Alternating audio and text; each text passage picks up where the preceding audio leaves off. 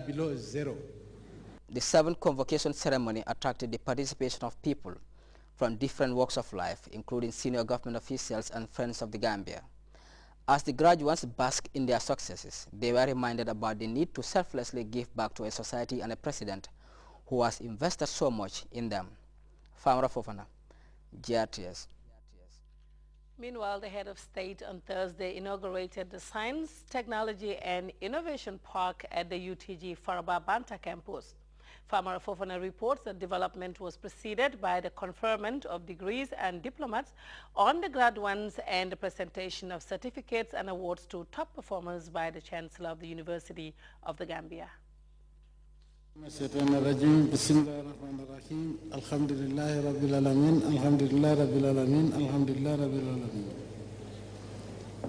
By the authority vested in me as Chancellor, I admit those of you who are present and those who are unavoidably absent and for whom the Dean stands proxy to the degree of Bachelor of Science in Chemistry of the University of the Gambia. Congratulations. After what can be described as marathon speeches from the many speakers at the 7th convocation ceremony of the UTG and the graduation of 1,726 products of the Gambia College, the stage was prepared for the conferment of degrees in the various fields offered by the UTG. The men and women in gowns majestically walk center stage to receive the end product of the academic struggle from President Jammeh, the architect of the university, seen as the citadel of knowledge.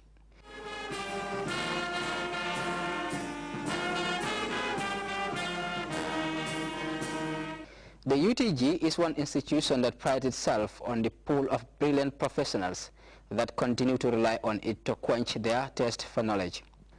A soldier by profession, Lieutenant Babukar Jaju made the Commander-in-Chief and his superiors proud as the best student of the 2012 graduating class. This year's valedictorian is said to have been an A student all along.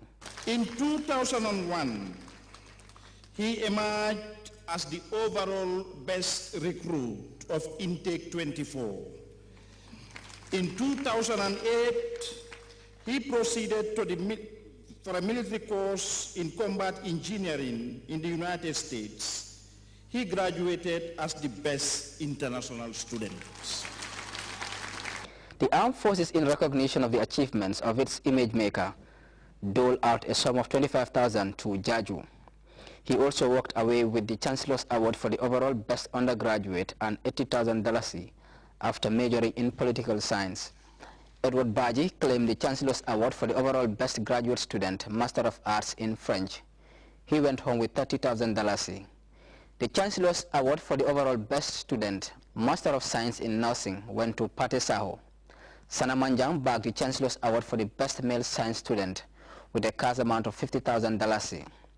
The Chancellor's Award for the best female student, science, was grabbed by Maria Maketa, who equally scooped a presidential luggage of $50,000. These were followed by many other similar awards in the fields of medicine, law, agriculture, biology, among others. Special awards were also conferred on personnel of the Armed Forces Engineering Corps in appreciation of their construction of the University Village buildings. As part of the UTG Digital Initiative, all full-time academic and essential administrative staff of the UTG were given laptops and or netbooks. The 7th convocation ceremony of the UTG came to a close with the inauguration of the UTG Science, Technology and Innovation Park at the Faraba Banta campus by the Chancellor and President of the Republic. The facility was built by the Armed Forces Engineering Corps with financial support from the Bolivarian Republic of Venezuela. Famara Fofana, Grts. Well, delegates at the 3rd ministerial meeting of the non-aligned movement on the advancement of women have urged authorities in member countries to do more to improve the status and welfare of women. The Vice President and Minister for Women's Affairs told delegates about the support Gambian women continue to receive from the President. Ibrahim Abalde accompanied Aja Aissatou Njai Saidi and delegation to Doha, Qatar, and he now reports. The Vice President and Minister of Women's Affairs, Her Excellency Aja Dr. Aissatou Njai Saidi, received in audience a prominent Qatari business investor, Sheikh Hamad bin Al Nasser Al Thani, ahead of the 3rd ministerial meeting of the non-aligned movement on the advancement of women. We welcome Her Excellency to Qatar, first of all, and it's two friendly countries. Our company willing to invest in Gambia in two sectors, in the fishery sector and also on the power plant as well there. So we had many visits and we prepared the feasibility studies, and we think it's very important, and potential place to do business there. The prominent Qatari business executive was ushered to the Vice President's place of lodging by the Gambia Deputy Head of Mission Mamadou S. Njai and Fourth Secretary Fabakary Jane. The next day was business as usual. The ministerial meeting was preceded by the experts meeting, which attempted to fine-tune the Doha Declaration ahead of the official opening of the ministers' convergence. When women are brought into this and when they are given this thing, I think when you go through the document, the targets that are set, I mean, we have to work together, the international community together, have to put in their common resources and everything. And given the political will, I think we can all move forward. Particularly important for women and the women of Africa.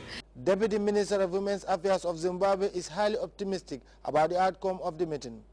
Being one of the smallest Gulf states in the Middle East, the Zimbabwean believes Qatar virtually has all the resources in the world to transform itself from a least developed nation to an enviable state with plenty of petrodollars. I was amazed when I got to learn that in Qatar, water and electricity are provided free in households by the state. And I thought, wow, I just thought of the millions of African women who break their backs, dying, and also with firewood, looking for firewood, the scarce firewood anyway, on their heads and breaking their backs, carrying that and water.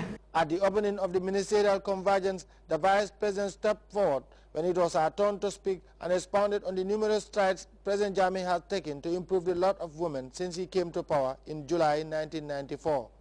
I bring you greetings from Gambian women, and of course the patron of Gambian women, His Excellency the President, Sheikh Professor Alhaji Dr. Yahya Jammeh.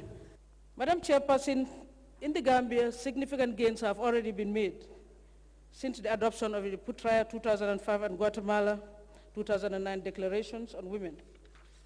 The participation, for example, of women in decision-making, governance, and women's representation in cabinet stands at 33%, which is really the minimum requirement by the United Nations. The National Assembly is at 9%. We have to reach the highest level possible. A female deputy speaker, and in the previous past, of course, speakers who were female as well were appointed. A deputy regional governor out of 5, and 26% of the public as well as the private sector composed of directors who are female. On the sidelines of the meeting, women leaders continue to hold separate meetings on ways and means of forging links to create a conducive environment for women.